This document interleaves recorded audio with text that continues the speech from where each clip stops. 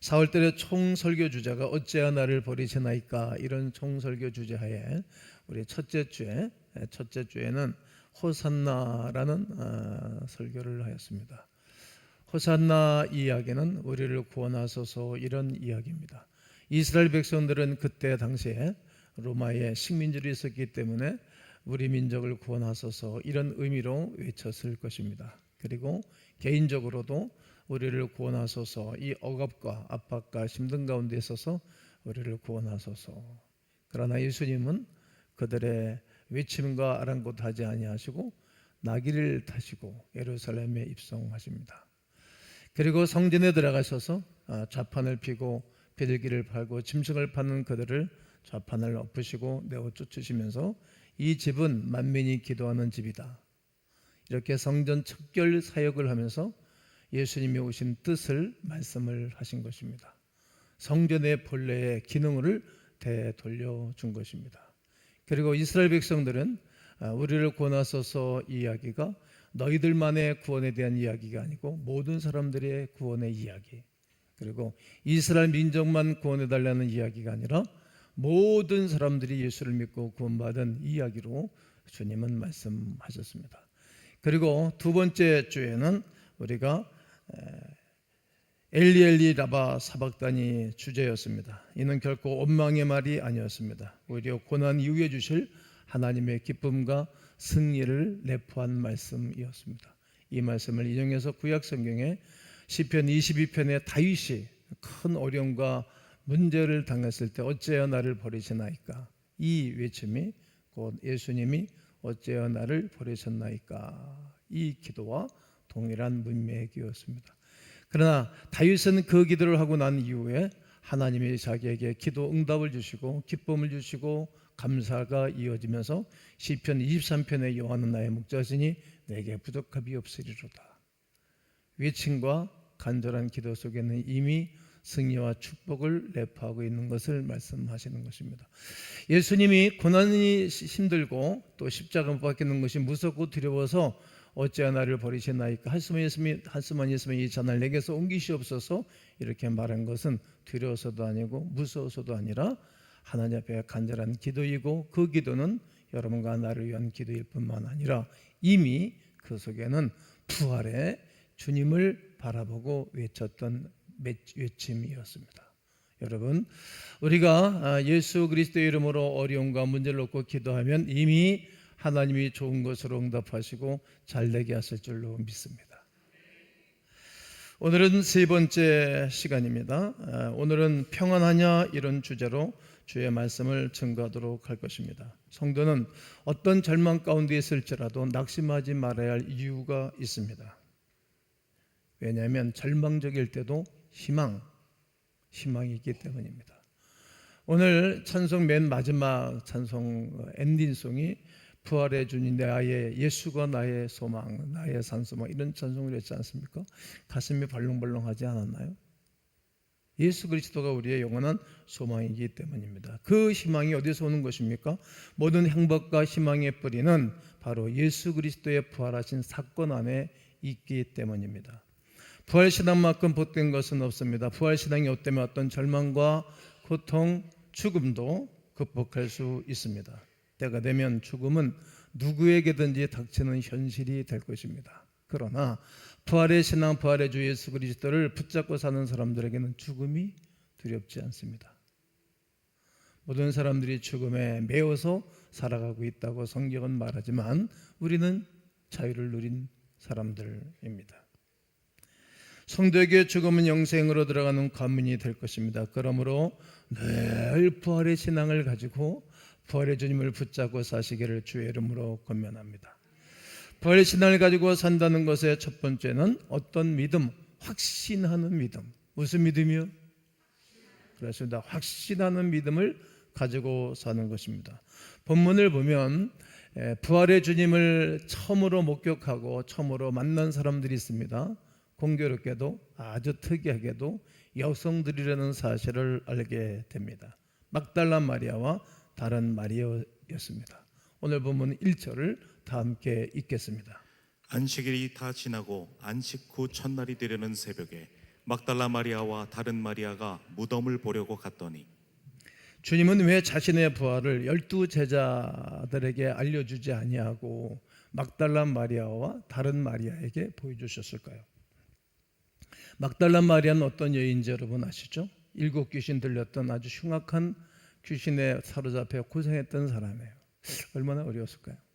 제가 목회를 하면서 귀신 들린 사람 여러 사람 치료해 준 적이 있습니다. 제가 한 것이 아니고 예수님의 이름으로. 어떤 분은 3시간, 어떤 분은 5시간을 엄청난 에너지를 써가면서 치료를 했습니다. 저는 이런 사역을 좋아하지는 않습니다. 그러나 하나님 나에게 사람을 붙여주면 최선을 다해서 감당해야 되기 때문에 이야기를 하고 성경을 이야기를 하고 보혈 찬송을 하고 합심기도를 하고 쫓고 그리고 나중에 치료를 받았던 경험이 있습니다.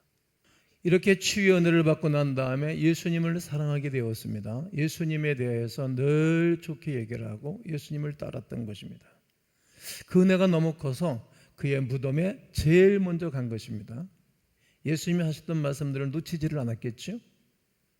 예수님이 부활할 것이라고 말씀하셨고 궁금했습니다. 그래서 제일 먼저 무섭고 두려운 새벽에 산지기들이 있고 그리고 로마 군병들이 지키고 있는 그 무덤에 찾아간 것입니다.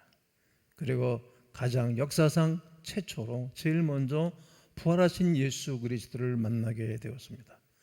그처럼 하나님의 은혜는 유능하고 유명한 사람의 것은 아닙니다. 주님을 사랑하고 주님을 추구하는 자들에게 주시는 은혜입니다. 예수님 역시 예수님 당시의 여성의 주인은 형편없었던 것을 우리는 압니다. 그러나 아이러니하게도 예수님의 사역에는 여성들의 큰 역할을 하는 것을 보게 됩니다. 누가복음 8장 1절로 3절을 보면 막달라 마리아, 요한나, 수산나를 비롯한 여러 여자가 자기의 소유로 예수님의 사역을 도왔던 것들을 기록하고 있습니다. 한번 볼까요? 누가복음 8장 3절입니다. 헤롯의 청지기 구사의 아내 요한나와 수산나와 다른 여러 여자가 함께하여 자기들의 소유로 그들을 섬기더라. 그렇습니다. 헤롯의 청지기 구사의 아내, 헤롯은 그때 당시 왕입니다. 나라의 왕입니다. 구사의 아내 요한나, 수산나, 다른 여자가 함께하여 자기들의 소유로 그들을 섬겼더라. 여성만의 특성적인 믿음이라고 생각합니다. 우리 교회도 여성들이 교회를 거의 다 합니다. 남편들의 믿음도 부인들이 다 도와줘서 크고, 가정에서 소그룹 예배를 드릴 때도 부인들이 다 하는 거 아니에요? 청소하고 음식 준비하고 다가 준비하고 환영하고 맞이하고 거의 다 여성들이 합니다. 사람은 별로 차이가 없습니다. 성경을 보면 믿음에 강한 사람들이 대부분 넘어진 전력이 있습니다. 하늘의 불을 끌어내렸던 엘리야도 한때 넋두리 기도를 하고 나를 데려가 주세요 이런 기도하지 않습니까? 광야로 도망가 생명을 포기하려고도 했습니다. 그것이 인간의 실상이기에 오직 하나님께만 소망을 두고 오직 하나님께만 신망을 두고 살기를 주의 이름으로 축원합니다. 예수 그리스도에게 신망을 품고 사는 것입니다. 하나님이 붙잡아 주시면 부족한 사람도 얼마든지 쓰임받을 수 있습니다. 그러므로 나는 하나님의 귀한 자녀라는 확신을 가지고 오늘 하루 또 한 주간, 한 달, 1년 평생을 살아가야 할 것입니다. 이 세상에는 사람 중에 쓸모없는 사람은 한 사람도 없습니다. 다만 거룩하게 쓰임받을 것인가 그렇지 않을 것인가, 영적으로 쓰임받을 것인가 악하게 쓰임받을 것인가, 일평생의 삶을 보면서 어떻게 쓰임받을 것인가에 대한 궁금증 그리고 성실함 그리고 방향을 잡아야 될 것입니다. 우리가 지금 이곳에서 함께 예배하는 자리에 있는 것은 결코 우연이 아닙니다. 다 필요해서 하나님이 이곳에서 만나게 해 주신 것입니다. 하나님이 이처럼 우리를 통해 큰일 이루시길 원하신다는 사실을 믿고 자신에 대한 넘치는 확신을 가지고 살아가는 하나님의 사람들이기를 축복합니다. 부활의 신앙을 가지고 산다는 것의 두 번째는 새롭게 출발하는 것입니다. 막달라 마리아가 무덤에 왔을 때 주의 천사가 하늘에서 내려와 말했습니다. 너희가 예수님을 찾는구나. 예수님은 말씀대로 살아나셨다.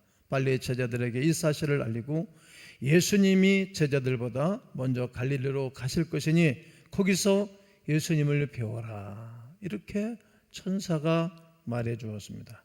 그래 마태복음 28장 10절의 말씀을 보면 이에 예수께서 이르시되 무수하지 말라 가서 네 형제들에게 갈릴리로 가라 하라. 거기서 나를 보리라 하시니라. 다시 예수님이 직접 나타나셔서 말씀하신 것입니다. 왜 예수님은 화려한 예루살렘이나 12제자 위에 제자들이 가장 많이 배출된 예루살렘 인근의 베다니에서 만나자고 하지 않고 왜 멸시받던 변방 지역인 갈릴리에서 만나자고 했을까요? 여러분들은 어떤 상대와 만날 때 어디서 만나자고 하죠? 의미 있는 장소에서 만나지 않습니까? 갈릴리는 예수님의 복음 시작의 첫 사역지입니다. 첫 사역지.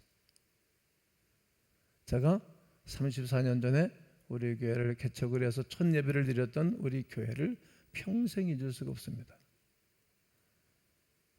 아내하고 늘 동고동락하면서 오늘까지 왔습니다. 제가 잊을 수 없겠죠. 장로님들이 교회를 많이 사랑하셔서 늘 고맙죠. 감사드리죠. 권사님들이 교회를 사랑하셔서 감사하죠. 그러나 제가 더 사랑할 거라고 생각합니다. 사랑의 척도에 의해서. 그리고 제 아내가 우리 교회를 잊지 못할 것입니다. 우리 아들, 딸도 아마 잊지 못할 것입니다. 우리 손녀딸 또 앞으로 태어날 자녀들도 우리 교회를 잊지 못하겠죠. 왜? 첫 교회, 첫 예배 장소, 첫 사역지였기 때문입니다. 부활절에 오늘 이 말씀은 여러분들에게 전해지는 것은 첫사랑을 회복하고 다시 시작하라. 첫사랑 잊어먹었니? 그럼 한번 첫사랑 회복해봐. 다시 한번 시작해봐. 주님의 음성을 듣고 현 위치에서 새롭게 출발하는 자리가 되어줘야 됩니다. 이것이 부활주일날 우리에게 주시는, 우리 교회에게 주시는 주님의 음성입니다. 제가 부활주일을 91년 4월서부터 부활주일을 인도했는데 꼭 오늘까지 35번의 부활절 예배를 인도하고 설교를 하고 있습니다. 그러면서 어떻게 적용을 할까? 어떻게 오늘 우리에게 감동하고 감화하는 것인가? 이 부활주일날 저는 이렇게 정리를 하고 적용을 해보게 되었습니다. 아멘 해보실까요? 믿음 생활을 다시 시작하십시오. 예배 생활을 다시 시작하십시오. 기도 생활을 다시 시작하십시오. 전도 생활을 다시 시작하십시오. 리더들은 신방 사역을 다시 시작하십시오. 가정에서 예배를 다시 시작하십시오. 섬기시는 자리에서 다시 시작해 보십시오. 선교를 다시 시작하십시오. 국내 아우리치를 다시 한번 시작해 보십시오. 봉헌 생활을 다시 시작하십시오. 이것이 첫사랑을 회복하는 것입니다.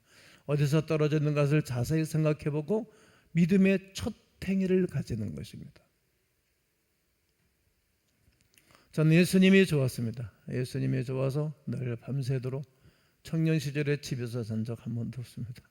네, 밤새도록 철야기도 했습니다. 그리고 철야기도 하면서 하나님이 나에게 주셨던 말씀들이 있고 환상이 있고 또 교제권이 있었습니다. 기도하지 않는 사람은 하나님과 교제권이 생기지가 않습니다. 그리고 이렇게 저렇게 세월이 지나서 교회를 개척하고 섬기면서 강단에서 10년 동안 기도하면서 새벽에 성도들을 맞이했습니다. 첫 행위.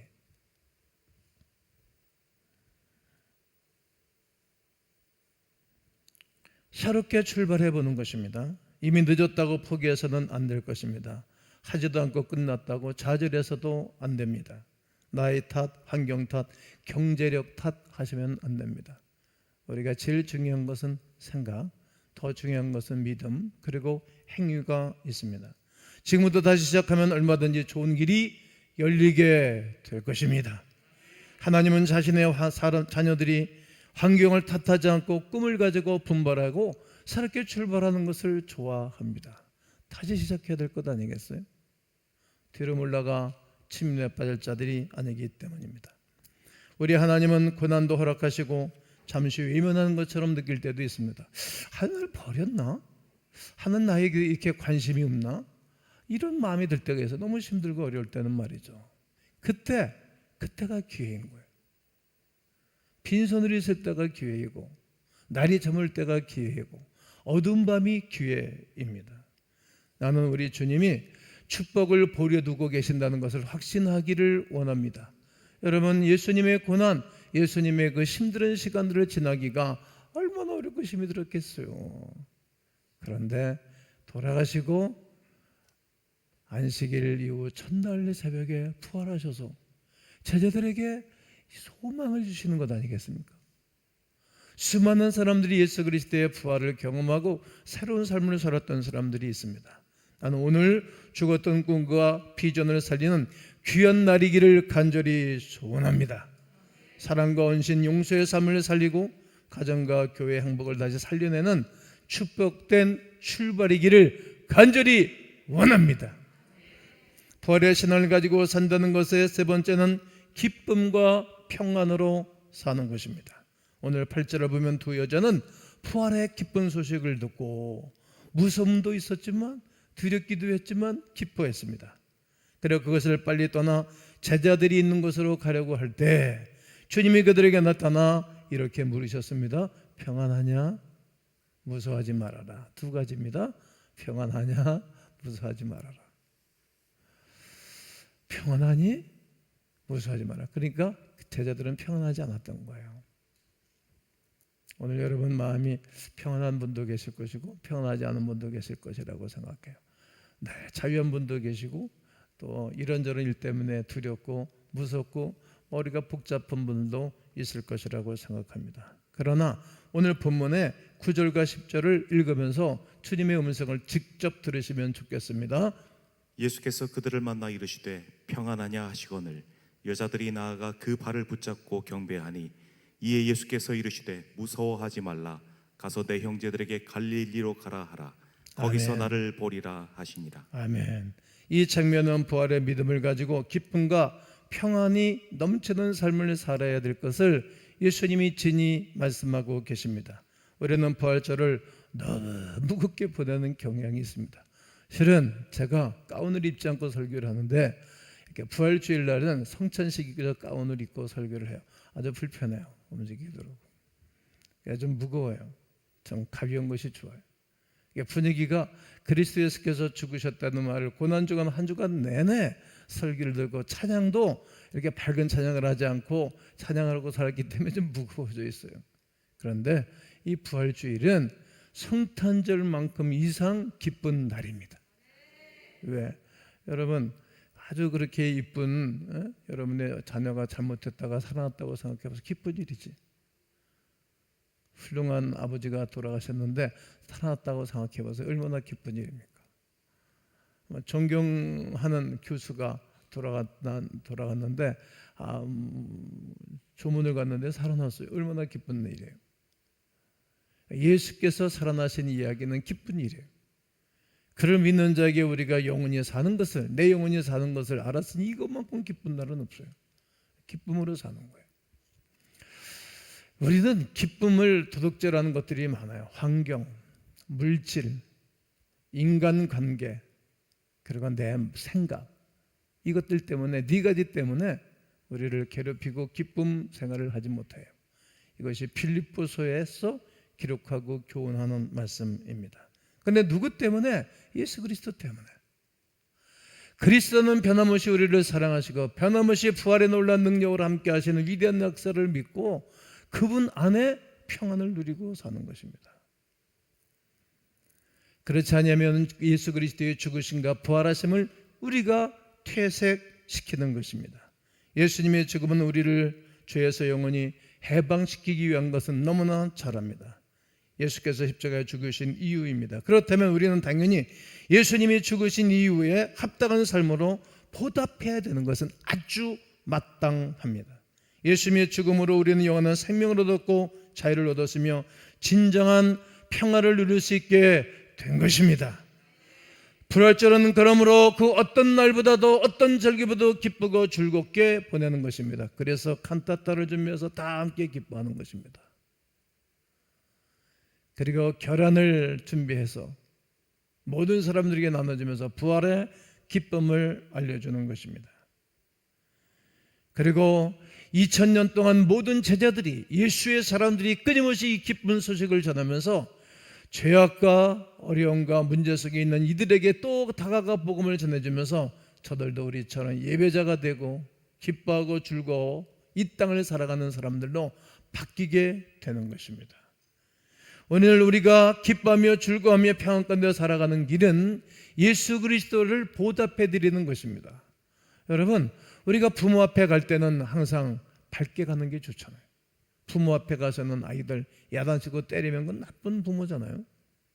할 수 있으면 속이 뒤집어져도 부모 앞에서는 야단치거나 때리지 않습니다. 옛날에 우리 부모에게는 저는 그렇게 공부를 했고 받았죠. 참아도 꾹꾹 참아 집에 가도 볼이 타전할 망정. 부모 앞에서는 그리 사는 거예요. 왜? 어른 앞에서. 왜? 그동안 베풀어준 사랑이 많잖아요.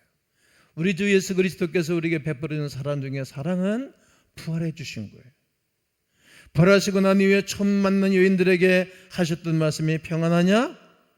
우리가 잘 알고 있는 샬롬입니다.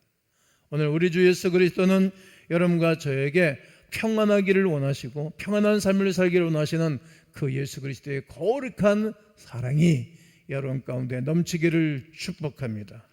말씀을 마치려 합니다. 부활의 신앙으로 산다는 것은 세 가지였습니다. 확신하는 믿음으로 사는 것입니다. 새롭게 출발하며 사는 것입니다. 평안과 기쁨으로 살아가는 온 하나님의 사람들 되시기를 주님의 이름으로 축원합니다.